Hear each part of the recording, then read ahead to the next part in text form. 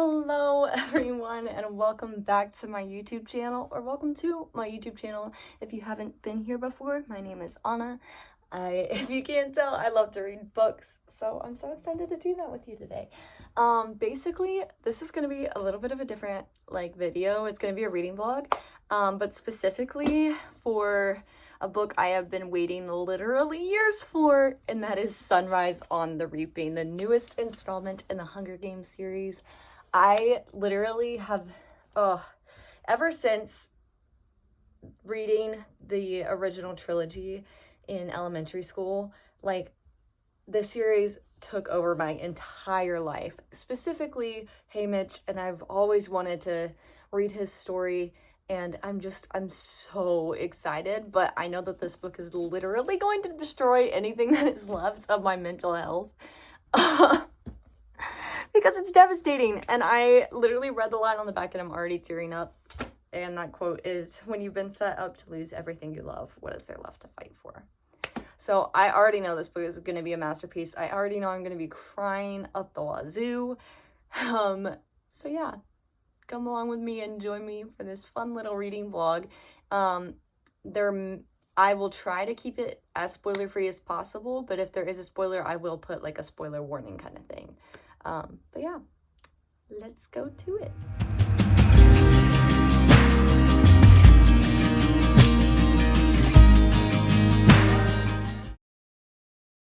Page 1, and I'm already what the frick? Because his birthday's on Reaping Day? That makes this 10 times sadder. No, because what do you mean the Reaping is on July 4th? What do you mean? But it makes so much sense. I hate the Capitol. See you never. I'd rather shoot you. Chapter 1, and I'm already done. What do you mean? What do you mean spoiler alert, what do you mean he wasn't even supposed to be in it? Because I don't even know this kid. But you wrecked Haymitch's life. But also, I feel, okay, I don't know how to feel.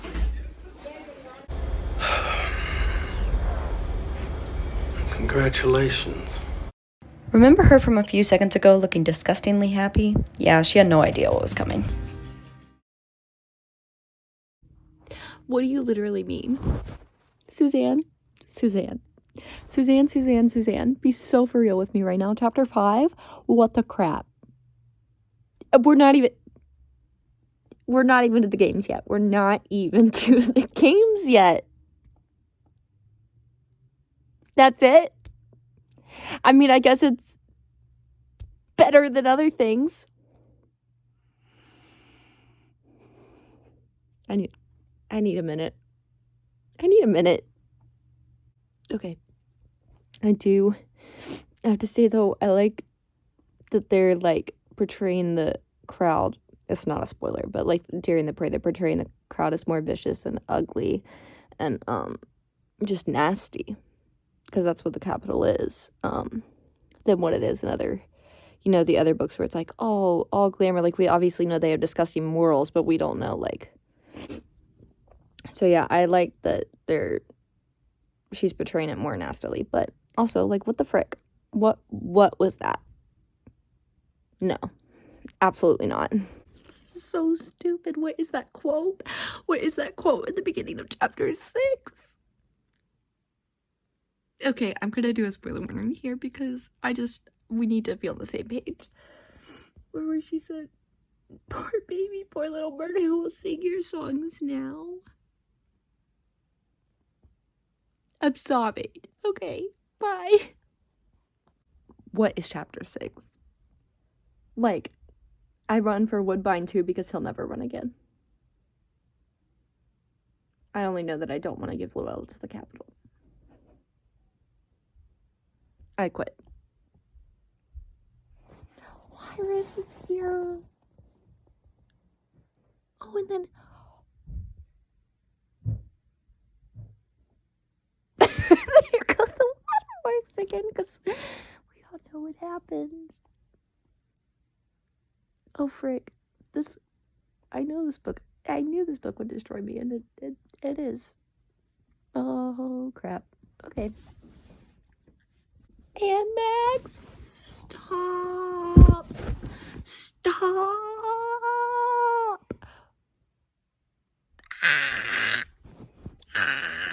Down to it, he won't protect her. Well, Katniss, I just hope when she goes quickly. She's actually a wonderful lady.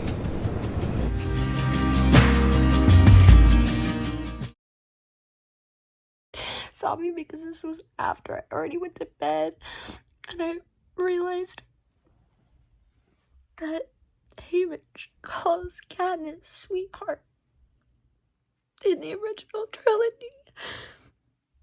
He gave her Luella's name. And she's a little mockingjay. Give me a chance to wake up, sweetheart.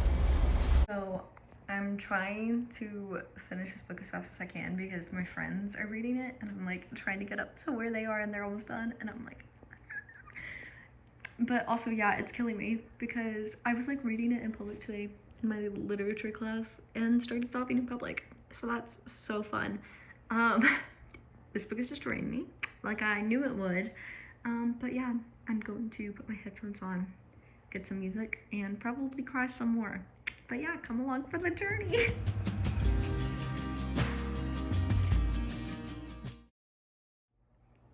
Chapter 10 is wild. Like, literally. Like, what just happened? Just entered part 2. But yeah. I hate snow. I've always hated snow. All of you who were like seeing the movie of Ballad of Songbirds and Snakes and like, I can fix him. Get out. Respectfully. Actually, no, not respectfully. Get out. Thank you. Bye.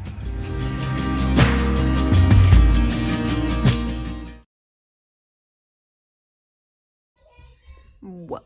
We're finally getting to the games. So this is gonna destroy me, but it's okay. We're just gonna read it anyway. Forget everything you think you know about the games. Last year was child's play. On day 1, are you kidding me? Really? Suzanne! We got to be stopping with this. I don't want to cry right now. Everything's gonna be alright. Everything's gonna be just fine. Sweetheart, you're not off to a real good start.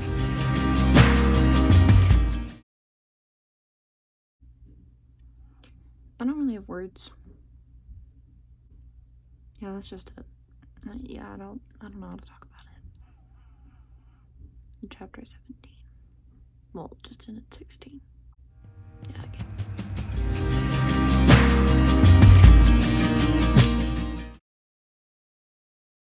No, because this book is gonna be the end of me. Like, I just opened and I totally forgot what had happened right before I closed the book the first time.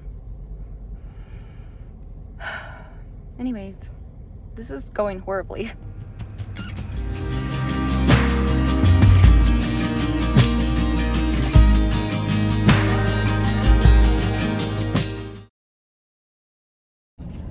Alright everyone, let's do a little update. So I'm on chapter 20 of Sunrise on the Reaping right now.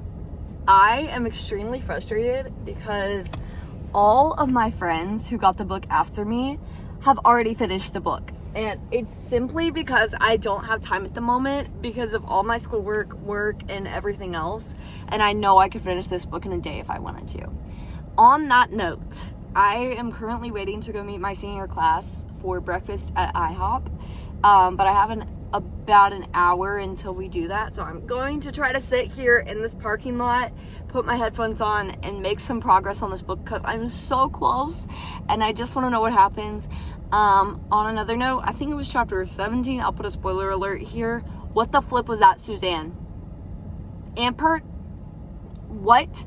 I didn't get my reaction to that because I was in class at the time. but I was sobbing in front of everyone.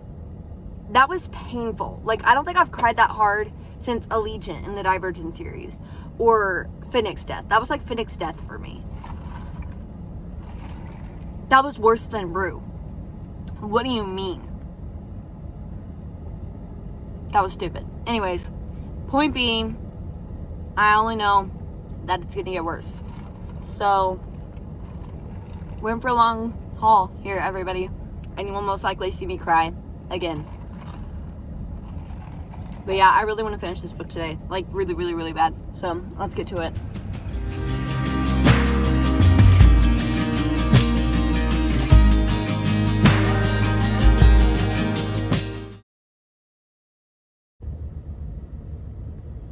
Hey, Mitch and Maisley. This is gonna hurt. I know it's gonna hurt. That means you're gonna have some allies.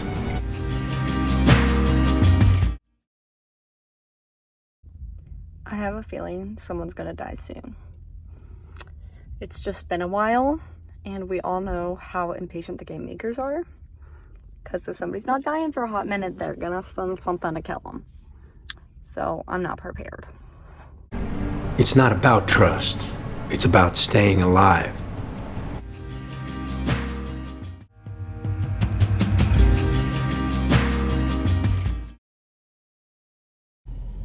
I was right, and I hate that I was right.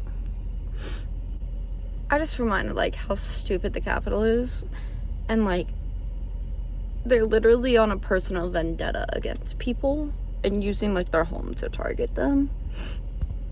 I don't know, it's just wrong. I know it sounds so stupid and, like, not worthy of this, but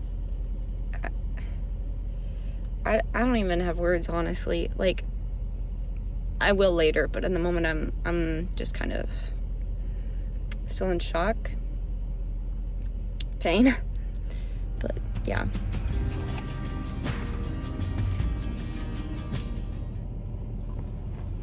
I think we're nearing the end of the games. I don't know if I'm prepared for this ending. I don't, obviously care about a lot of the tributes, like, personally, that are left. Obviously, I care about them and the fact that they're human, and this is stupid.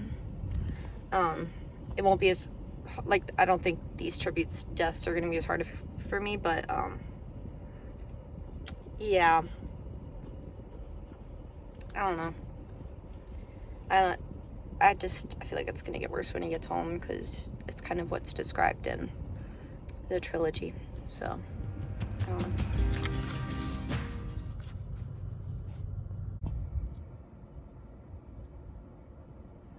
I don't think we've ever had that violent of a death. At least from one of the tributes described before. I'm really disturbed. Like, there's so many other ways to kill a person. That sounds horrible, but, like, that was a really violent end. Like, what the frick is wrong with you?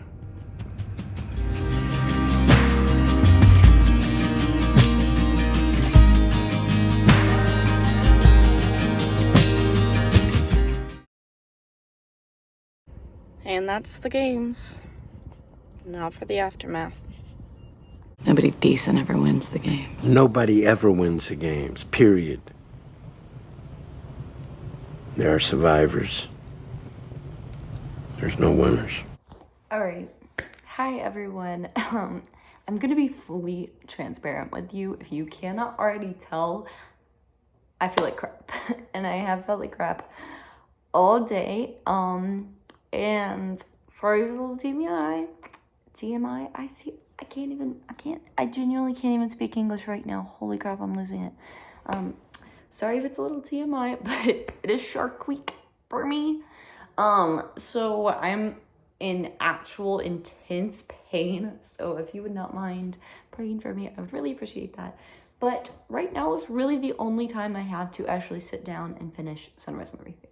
So in order to get me through this, because I very clearly need to rest and I very clearly need to sleep, I have my heating pad, I have a Dr. Pepper to get me energy Will it make my cramps worse? Probably, but I took ibuprofen, so hopefully they'll counteract each other.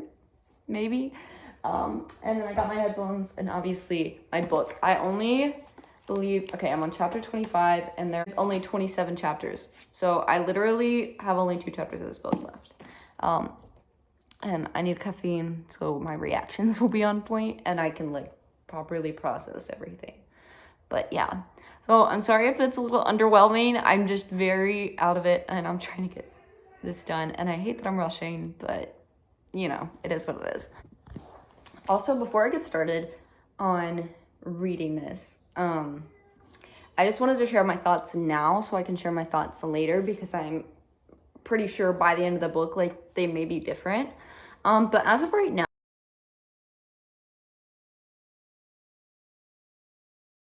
having read through the games, and this may purely be because I have read the book so spread out over courses of days, like picking it up and like forgetting what happened and it's not all in the moment. But these games have kind of felt mundane, and I hate to say that because you've seen me sob, and obviously I'm attached to some of the tributes, but I feel like, okay, now I sound like the Capitol because like, I don't know. I was just like, I think the way it was, no, okay. Because see, I'm contradicting myself because in one aspect, I'm like, oh my gosh, she's been through so much. This is so bloody and gory. But like, I don't know if anybody else feels this way, but like the end of the game kind of felt underwhelming. Like, see, that sounds so bad because like, obviously, oh my gosh, I'm a horrible person. I don't know. It was just like the way it was described in the original trilogy and how he won. I guess I was just assuming more. I don't know. Maybe this was all for nothing. And maybe I don't agree with anything I'm saying. But like there was an inkling in me that was just like, felt like the games were very rushed to have had 48 tributes. Sorry, I just had to do mental math. But it just felt like, I don't know. And I guess some of the odds would be different. Like they'd be more killed at once, the cornucopia. It just felt drug out, but not enough happening while it was drug out. If that makes sense. I don't know. I just feel like he encountered very few tributes. For there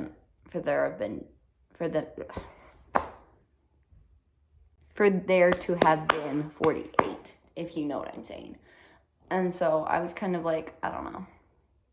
But I think it was good. Like, and I think by the end of this book, I'm going to be like, oh my gosh, Anna, what the frick are you talking about? And I'm also just like, not drunk rambling, but like dead rambling, if that makes sense. Because I genuinely can't form coherent thoughts. But yeah. So I'm going to keep reading. And this, I'll probably have Dr. Pepper in my system at that point. And I can think more coherently. And then we'll see what I think.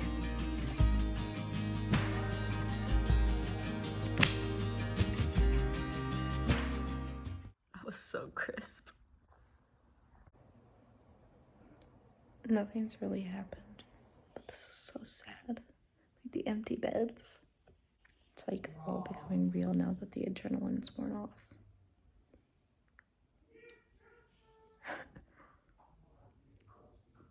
Anyways. It's crazy to see him make the connections between Lucy Gray and Lenore Dove and Snow, because he's realizing if Lucy Gray has completely disappeared from the scene, nobody talks about her anymore. And Snow has this intimate knowledge of the Covey. You know, what's he gonna do to Lenore Dove? And then later, what's he gonna do to Katniss, right? And she knows the songs from the Covey.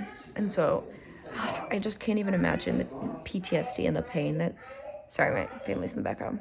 Like, even in the original trilogy, just constantly be reliving the death of his loved ones, like, over and over, the punishment, over and over. And he knew all along, you know, if he hadn't stood up, if he hadn't done something else, like, he wouldn't have acquired that pain. But luckily, we all know how it turns out. It just takes a heck of a lot of pain to get there, and my heart hurts for him so much. It's the emptiness where there should be people that's breaking me. I'm literally crying at them, just like replaying the recaps, the reaping. There's Llewellyn, and he said, "There's my sweetheart." Here's another one again. Nice shooting, sweetheart. This part is reminding me extremely of 1984, where basically the game makers and the capitalists pieced together this recap version of the games to show to everyone as propaganda, right? But that is not at all how it happened. It's just to make an image look good. But the capital is obviously just accepting it as truth, even though that's not what they saw the first time around. And it says, like right here, it said the game makers must have been scrambling like crazy to control the narrative by this point.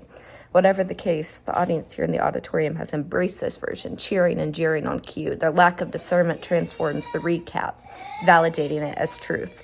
I hope those in the districts can still see it as a piece of propaganda it is, but no telling what they've been fed. So just like in 1984, it's like, you know, the government is twisting everything and people are just accepting it. It's truth.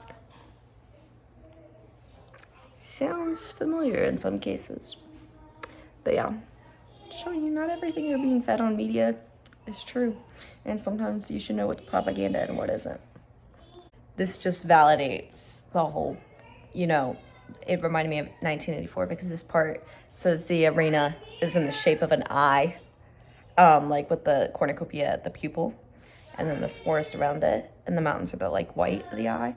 And if you've read 1984, the whole symbol is like, you know, the eye, because Big Brother's always watching and the Capitol's always watching you. So I think she was very reminiscent of that in this.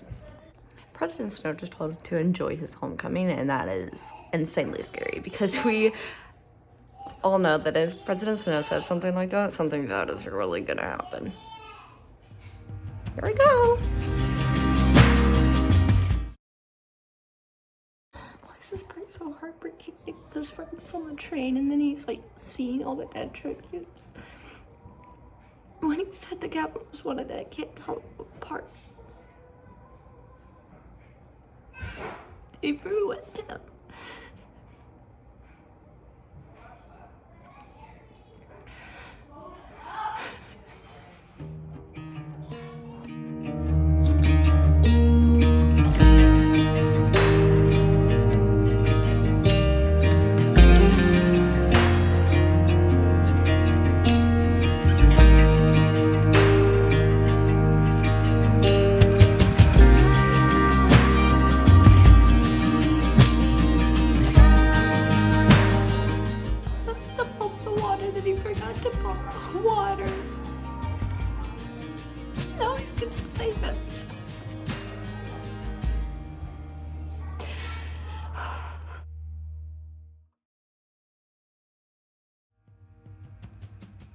Singing the out there before in this funeral is so cruel, Suzanne. So cruel. Such a bad feeling about this because I know it's gonna end horribly.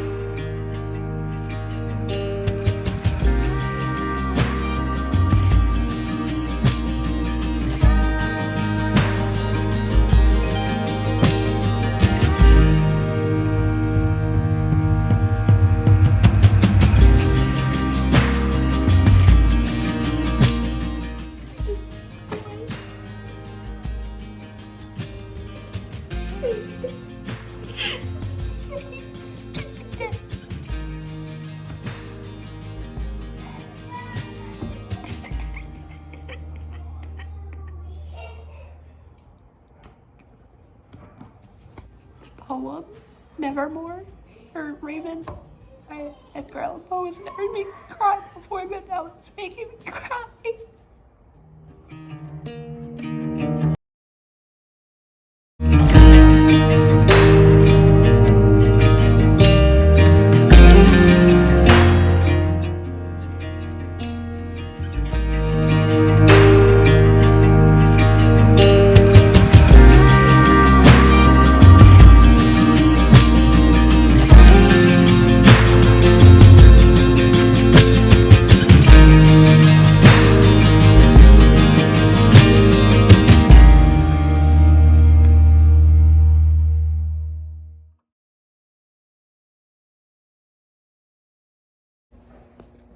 finished it. Can you tell? I'm physically unwell. I'm gonna record my thoughts tomorrow when I'm more collected. Oh, God. Alright, everyone. It's been about 2 days since I finished Sunrise on the Reaping, so I'm finally not coped, but ready to talk about it. First of all, let's just start off with the obvious. This is literally a 6-star book. Every single Hunger Games book has been that for me. Honestly, I don't think Suzanne Collins can write a bad book. I don't think it is in her nature or in her ability to do so. She's just that good of a writer. Secondly, this, like I've said in, like, previous, like, little bits of this vlog, like, really reminded me of, like, 1984. Like, dystopian novels in general are so important in society because they're literally warnings for our future and where we could go. And honestly, there were just so many themes in this, as there are in a lot of dystopian, politically relevant novels, that remind us of the world we're living in today, and what we should avoid. And just like 1984, there were a lot of things that we were warned about in that one that we did not really heed, and now here we are, right? And so I think this is so extremely important. Whether you are, like, obviously I'm not saying if you get triggered by certain things, definitely don't read this book. You know, there's blood, death, gore, all of that. But I think there are so many important lessons to be learned, and so many warnings to take heed of. And, you know, it points out bad mindsets that we as a society have adopted. And it's really, honestly, like, for other people, maybe a check morally, but, like, you know, for Christians too, it's convicting. How you're viewing the world and what's viewed for a purpose of entertainment or what is just morally wrong, right? Because I think, you know, we can argue a lot that morals are relative, and things like that, but there are universal morals, and some of them, like, are objectively true, and obviously the cruelty in this is objectively wrong. And if you don't think that way, I think you may need to check yourself, and you may need to read this and see where things went wrong. And I'm not trying to start a battle of political opinions here. I'm just saying there is a right and wrong. There is a lot of gray in this world, but it's important to pay attention when things are black and white. Anyways, moving on from that. Everything about this book was so good. Obviously, you've seen my reactions, you've seen everything. This book wrecked me in a way I knew it would, but also in so many more ways. It literally, what was Suzanne on when she wrote this? Because it's like she took every single horrible thing that could happen and put it in this book. And also, like, it made it so much more impactful the way she tied it in with all of the other books in the series. So even though this is a prequel, I would 100% read the original trilogy first. If you've not read any of the Hunger Games books, please start with the original trilogy, then go back to the prequels. It honestly makes the prequels that much more impactful because you see the laterness of it, and then you're caring more about the beginning because you're already attached to characters, if that makes sense, and you want to know their backstory. If you start with this, it's not going to hit the same. I can just guarantee it right now. Like, I know if I had started with this book, like, sure, I would have cared for Haymitch. I would have loved him, but I would not have felt for him so deeply as I did with this because I know where he ended up, and I know the things that are tied in from those novels into this one, and everything just starts making sense, and it really shows you just how traumatizing his past really was. Second of all, what the heck? Like, literally, this man has been through so much. I wish he could, like, the epilogue was satisfying, and I'm not going to spoil anything, but, like, I just feel like there could have been a little more depth. If you haven't read the books, I am going to put a spoiler warning right here, but, like, I kind of wish that we had a moment where he was being kind of like a grandfather to Katniss and Peeta's kids, because I feel like he definitely would be.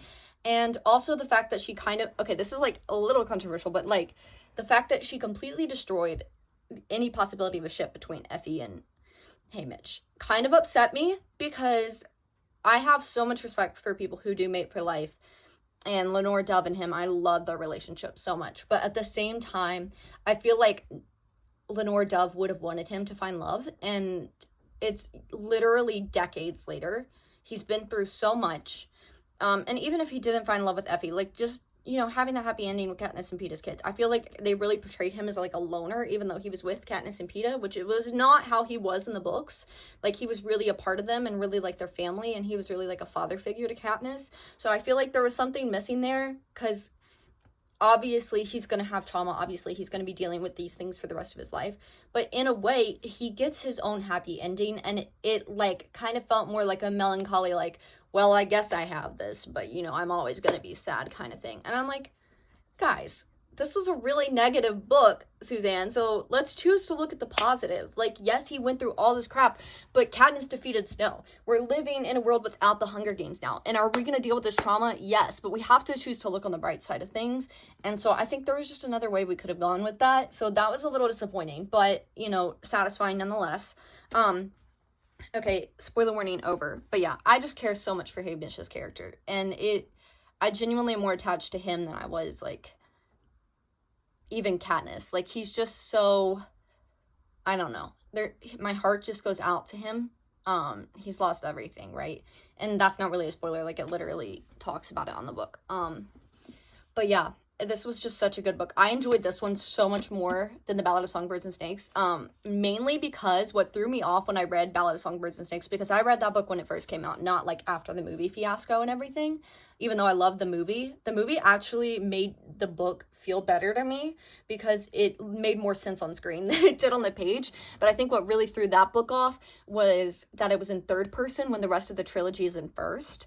And I just felt so disconnected from the story because, I don't know, these books seem like you kind of have to get that first person perspective or it doesn't feel real, if that makes sense. Like, the descriptions are kind of like, eh. And I feel like now if I went back after, like, this sounds bad because I usually, you know, am all about books over movies. But now that I have seen the movie adaptation and I've kind of got a better idea of what was happening, I think I could go back and read that book and like it a lot more.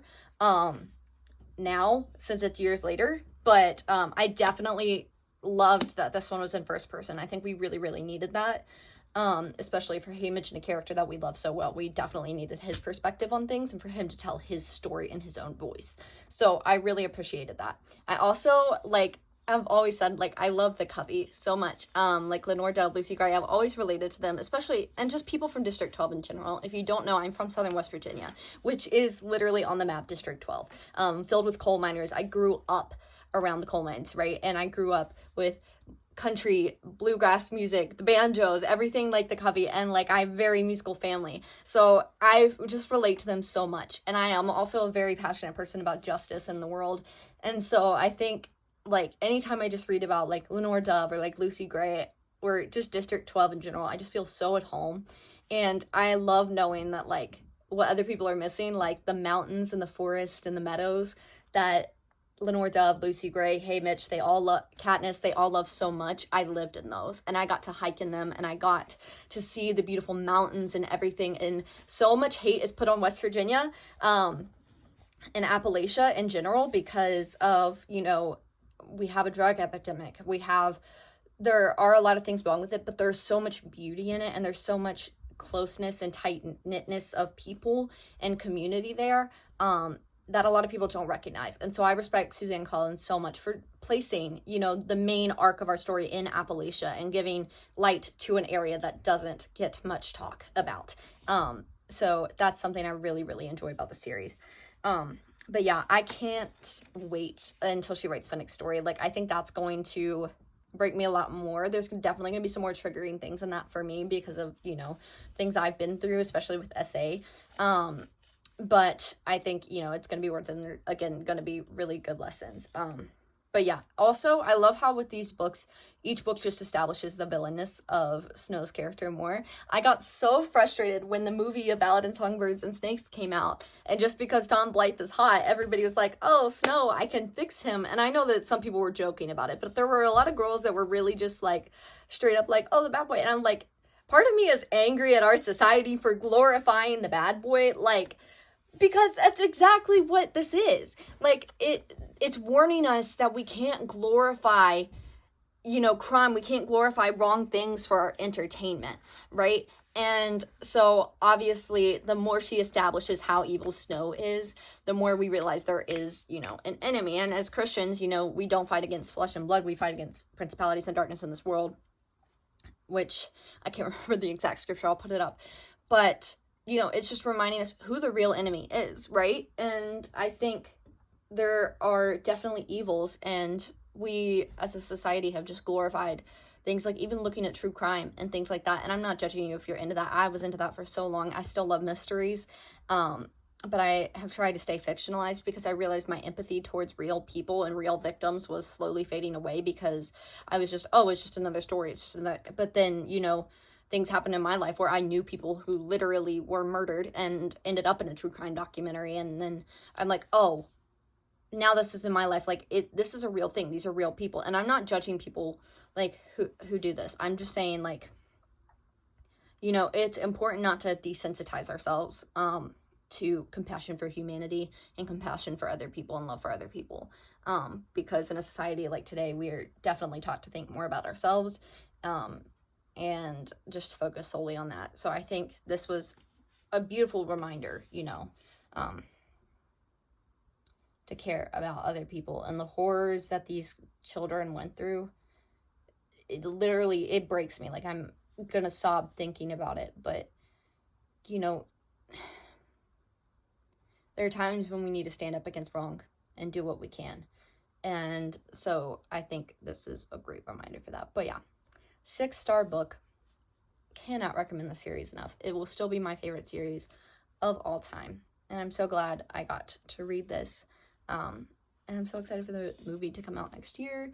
But yeah, thank you for coming along with me to read this book. Thank you for joining me in this video. And thank you for coming to my channel. I love you so much. Keep reading and keep loving other people.